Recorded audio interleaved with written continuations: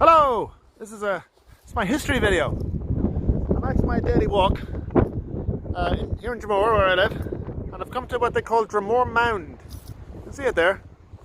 It looks like a little sort of a mountain of clay, or a little hill of soil. It's not actually a natural thing, it's man-made. It was built by people. And this one was built by a Norman lord by the name of John de Courcy. Better tell you who the Normans were.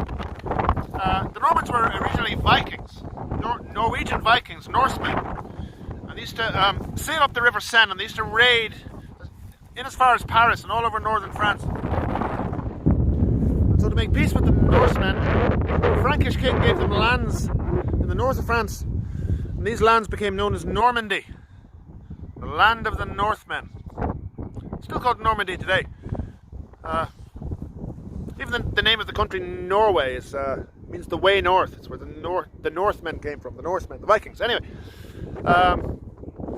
so John de Courcy was, take a step back. In the year 1066, the Battle of Hastings, the Normans invaded England and took over England. And John de Courcy was an Anglo-Norman lord, an English Norman lord.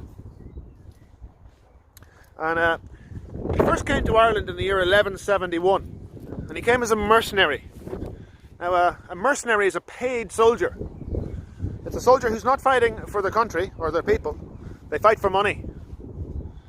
And he came to fight for Diarmaid MacMurdo.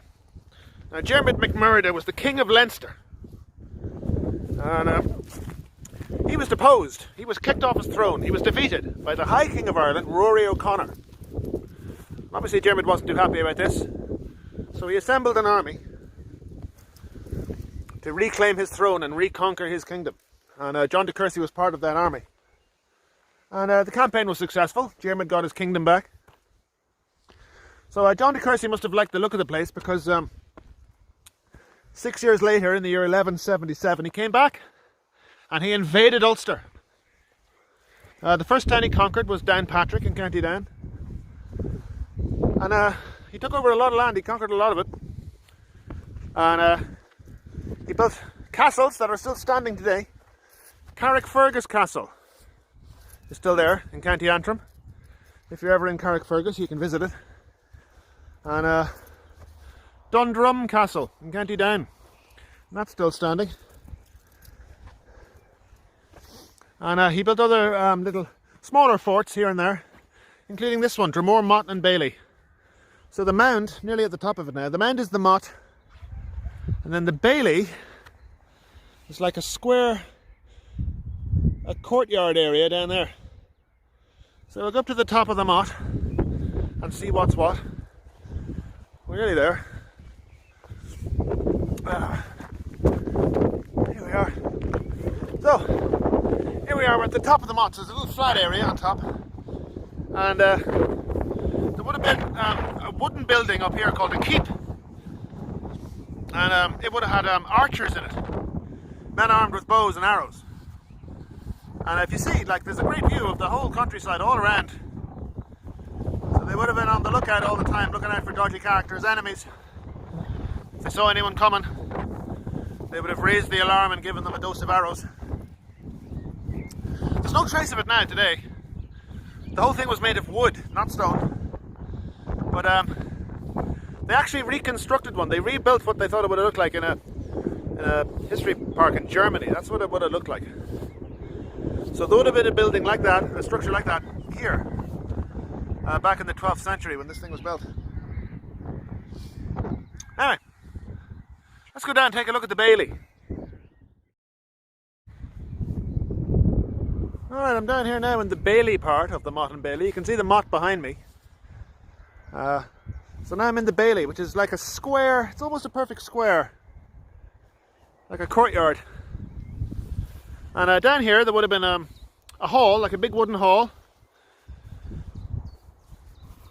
Which is where the lord, or, you know, if a king visited around him, that's where they would have sat on their throne. I mean, you might imagine that the throne room, the castle-y bit, would have been up on top of the mound. No. Up there was just a lookout tower. The Lord's Hall is down here in the Bailey. And there would have been other buildings down here. stables for horses, workshops, maybe a blacksmith. It would have been like a little village. And it was well defended. So if you look down here, the whole way around is very steep. It's a long way down there. It's like it's a fairly big drop. And that goes all the way around. So it was a deep, deep ditch all the way around. And then the whole thing would have been surrounded by a thing called a palisade. It's like a tough fence made out of tree trunks with spiky tops. There's a reconstruction of one.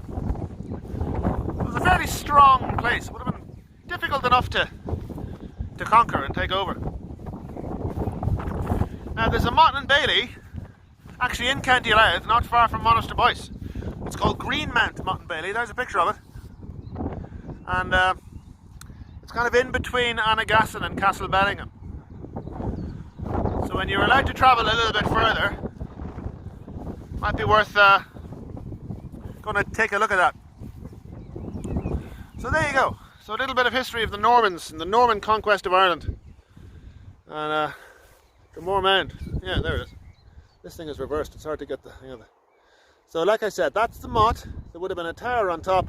And then this square flat bit underneath is called the Bailey. It was like a little village with a hall for the Lord and workshops and stables. And so there you go. So I hope you found this interesting. Goodbye.